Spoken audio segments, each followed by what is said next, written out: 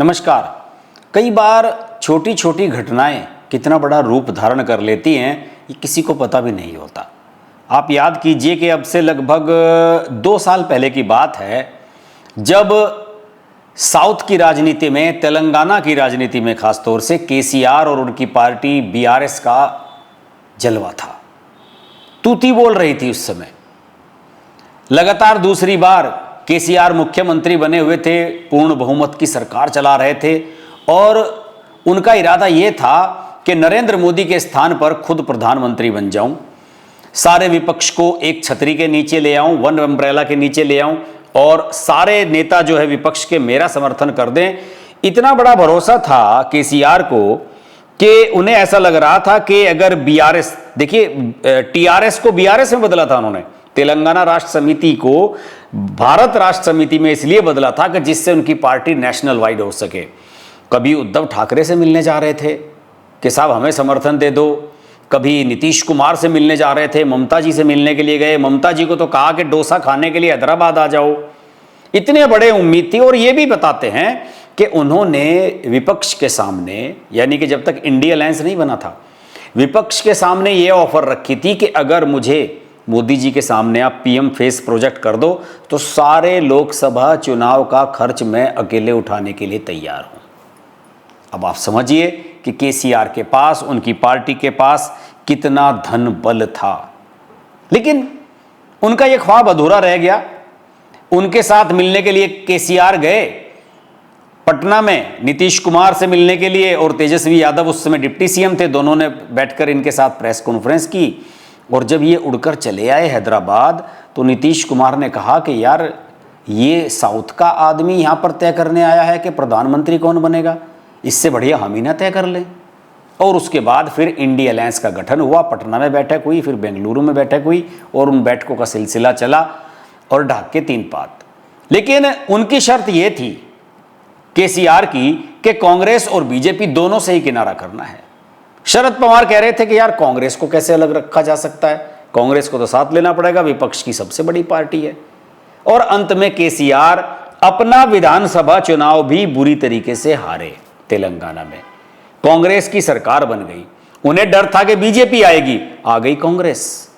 Revanth Reddy CM बन गए और जब से रेवंत रेड्डी सीएम बने हैं तब से लंका लगा के रखी हुई है उन्होंने केसीआर की और बीआरएस की।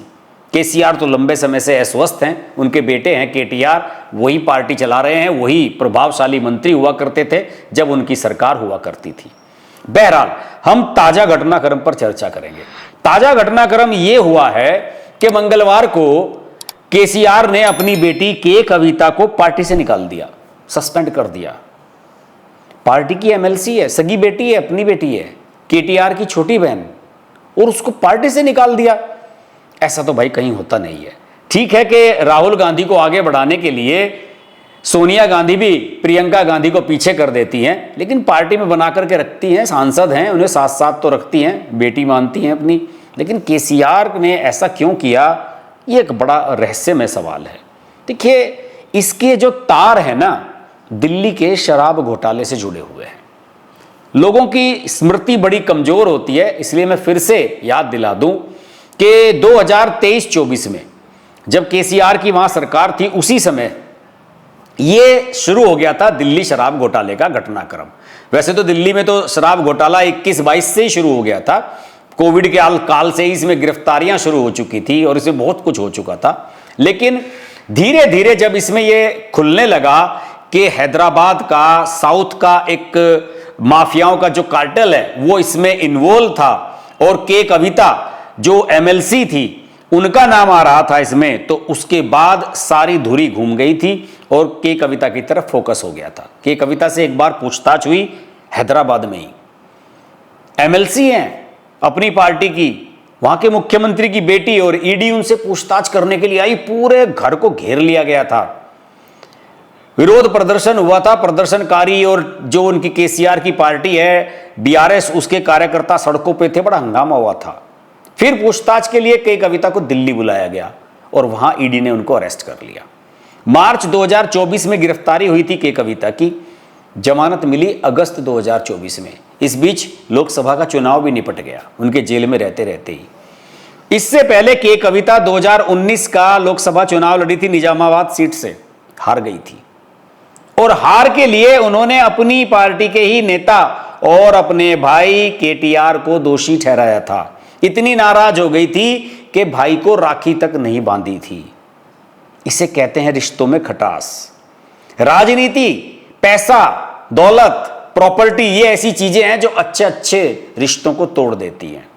वो शुरू से ही इस बात से बड़ी व्यथित थी कि केसीआर अपनी लीगेसी अपने बेटे केटीआर को ट्रांसफर कर रहे हैं। और देखिए ये प्रवृत्ति है, ये हमारे देश में हिंदू समाज में खासतौर से ये प्रवृत्ति है कि अपनी प्रॉपर्टी को बेटे को ट्रांसफर किया। वैसे तो दूसरे धर्मों में भी है, लेकिन पारंपरिक रूप से हिंदुओं में ये एक मान्यता है कि साहब अपनी जो प्रॉपर्टी है वो बेटे को दे दी जाती है। हालांकि कानूनन बेटियों का भी पिता की प्रॉपर्टी पर उतना ही हक है, लेकिन बेटियां अपना हक मांगती नहीं है क्योंकि वो विदा होकर दूसरे घर चली जाती हैं, दूसरे घर को अपना घर बना लेती हैं। लेकिन केसीआर लगातार अपनी बेटी को ही पीछे करते रहे और केटीआर को बढ़ाते रहे। इस बात से वो बड़ी खफा थी कि जब वो जेल में थी उन्हें छुड़ाने के लिए प्रयास केटीआर ने नहीं किए। उनकी जमानत करने के लिए अगर वो चाहते, केंद्र में अमित शाह से मिलते या किसी भी नेता से मिलते, कुछ भी प्रयास करते तो उनको जमानत जल्दी मिल सकती थी, वो रिहा भी हो सकती थी। लेकिन उन्हें जानबूझकर लंबे समय तक जेल में रखा गया जिससे कि उनको पार्टी में आगे बढ़ने का मौका न मिले। क्योंकि 2019 में जब ये लोकसभा का चुनाव लड़ी निजामाबाद से, तो इनकी परिवार में ही इनका विरोध हुआ था। केटीआर को भी लगा कि क्यों बहन को आगे बढ़ने दिया जाए, अगर वो सांसद बन जाएगी तो बड़ी नेता बन जाएगी, और अगर बाहर रहती 2024 के लोकसभा चुनाव के समय बाहर रहती तो फिर कहती कि मैं चुनाव लड़ूंगी। तो उन्हें एमएलसी बनाकर फिक्स कर दिया गया था, बर्फ खाने में लगा दिया गया था और जेल में बंद करवा दिया गया था।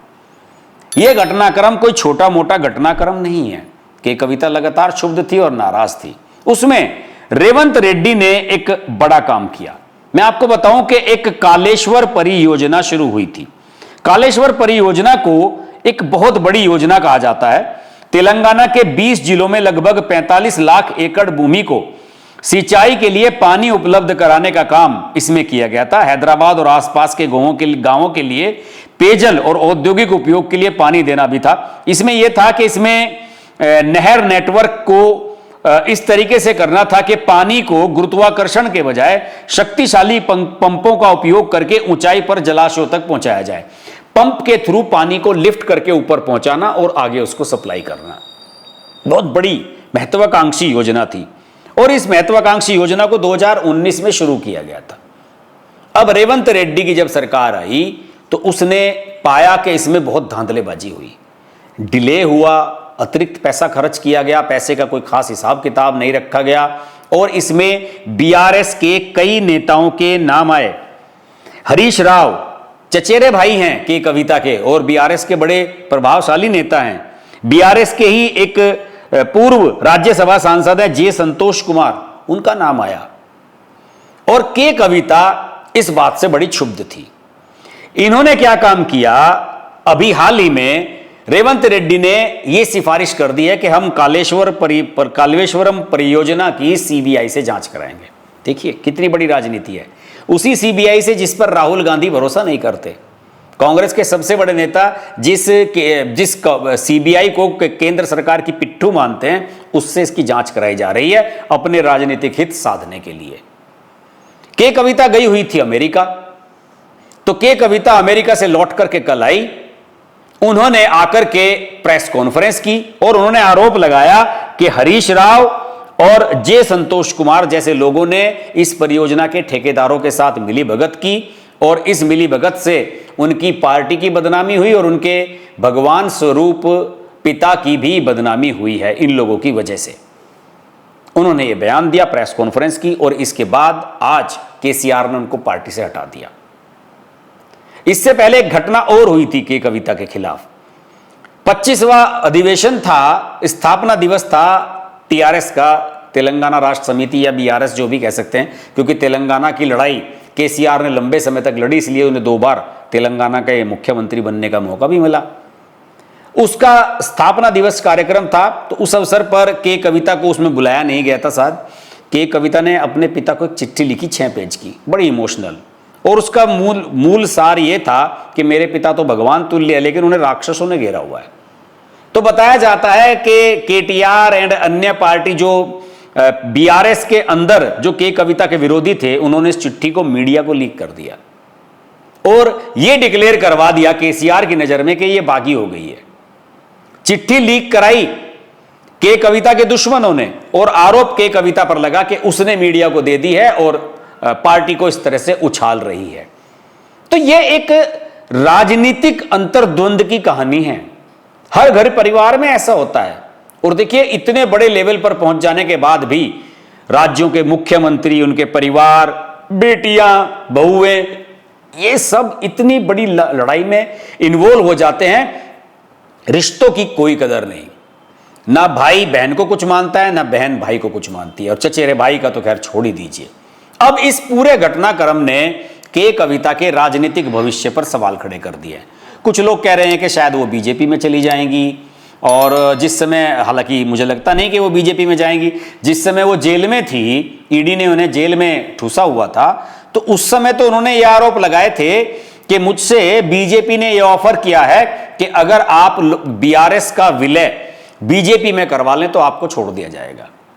यह कुछ उसी तरह का षड्यंत्र था जैसे कि मनीष सिसोदिया ने बाहर आकर बयान दिए थे शराब घोटाले में, जब वो अंदर गए थे, कि साहब हमारे पास ऑफर यह आई थी कि आप बीजेपी ज्वाइन कर लो, यानी कि मनीष सिसोदिया आपको यहां का मुख्यमंत्री बना देंगे दिल्ली का, और अरविंद केजरीवाल और बाकी सबको अंदर डाल देंगे और आम आदमी पार्टी खत्म हो जाएगी। तो इस तरह की जो झूठी कहानियां गढ़ने वाले नेता हैं ना, चाहे वो केजरीवाल हो, चाहे वो मनीष सिसोदिया हो, चाहे के कविता हो, उन सब का अंत बुरा तो हो ही रहा है। के कविता पहले चुनाव हारी थी, मनीष सिसोदिया और केजरीवाल भी चुनाव हार चुके हैं, और सब के सब इस समय घर बैठे हुए हैं। के कविता का कोई फ्यूचर नहीं है। मुझे नहीं नजर आता कि के कविता को कोई भी पार्टी अपने साथ लेने में इंटरेस्टेड होगी। हो सकता है कि अंत में उन्हें अपने पिता से ही क्षमा मांगनी पड़े और अपने भाइयों के साथ समझौता करके वापस आना पड़े। तो फिलहाल के कविता पार्टी से बाहर कर दी गई है, और इस समय जो पार्टी जिसकी तूती बोलती थी कभी तेलंगाना में, वो अपने अस्तित्व के लिए संकट के घड़ी से गुजर रही है और अपने आप को एक ऐसे स्थान पर खड़े हुए पा रही है जहां से उसमें ना आगे जाते हुए कुछ बनता है, ना पीछे जाते हुए। तो इसमें कोई शक नहीं कि केसीआर अस्वस्थ हो चुके हैं। पिछले दिनों गिर गए थे, लोकसभा चुनाव से पहले की बात है, गिर गए थे और ऑपरेशन हुआ था, हड्डी टूट गई थी, लंबे समय तक बिस्तर पर रहे थे, और उसके बाद से उन्हें पब्लिक अपीयरेंस में किसी ने देखा भी नहीं है। तो अभी जिस तरीके से जयललिता की पार्टी और समाजवादी पार्टी अखिलेश यादव ने मुलायम सिंह यादव के पास जिस तरह से कब्जा किया था, उसी तरह के समीकरण तेलंगाना में बीआरएस के साथ बनते हुए नजर आ रहे हैं। इस पर हमारी नज़र लगातार बनी रहेगी। आप जुड़े रहिए हमारे साथ। नमस्कार।